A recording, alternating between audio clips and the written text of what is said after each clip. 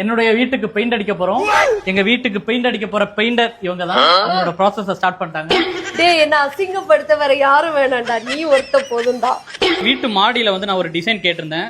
நான் கேட்ட டிசைன் இந்த டெரேஸ்ல பத்தாதுன்றதுனால இந்த கலர்ட் சிங்கப்பூர் மெட்டீரியலை வந்து இந்த மொட்டை மாடி கூட அட்டாச் பண்ணி கேட்ட டிசைனை வந்து ரொம்ப சூப்பர்வா அழகா பண்ணிட்டு இருக்காங்க.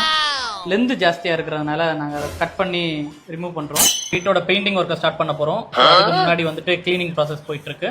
இப்போ பிரைமர் கோட்டிங் போயிட்டு இருக்கு. வீடு கொஞ்சம் அங்கங்க அன்ஈவனா இருக்கிறதுனால நம்ம இப்போ புட்டி பார்த்துட்டு இருக்கிறோம். நம்ம வீட்டுக்கு இப்போ ஃபர்ஸ்ட் கோட்டிங் அப்ளை பண்ணிட்டு இருக்காங்க. இது செகண்ட் கோட்டிங், இது மூணாவது கோட்டிங். நான் கொஞ்சம் கிளிட்டரிங்கா கேட்டதுனால நாலாவது கோட்டிங் வந்து கொஞ்சம் கிளிட்டர் ஆட் பண்ணிருக்காங்க. இதெல்லாம் என்னன்னு உனக்கு தெரியுமா? எனக்கு என்னென்னலாம் தெரியாது. பெயிண்ட் அடிக்கிறவங்களுக்கு போது நமக்கு என்னென்ன தெரியவா செய்ய போகுது. அவங்க பாட்டுக்கு 3-4 கோட்டிங் அடிப்பாங்க. அந்த மாதிரி தானே. நான் நிஜமா தெரியாம உன்னை கூட்டிட்டு வந்துட்டேன்டா. பெயிண்டரோட கைத்திறமையை நினைச்சு நான் வந்து ஆச்சரியப்படுறேன். இது 12வது கோட்டிங். மேல பவுடர் அடிச்சுட்டு இருக்காங்க. கடைசியா பெயிண்ட் இலகி வந்துடக்கூடாதுன்றதுக்காக நம்ம கடைசியா செட்டிங் ஸ்ப்ரே அடிச்சுட்டு இருக்கிறோம். வீட்டோட பார்டர்லாம் இருக்கிற கலரையே கொஞ்சம் டார்க் பண்ண கேட்டுங்க.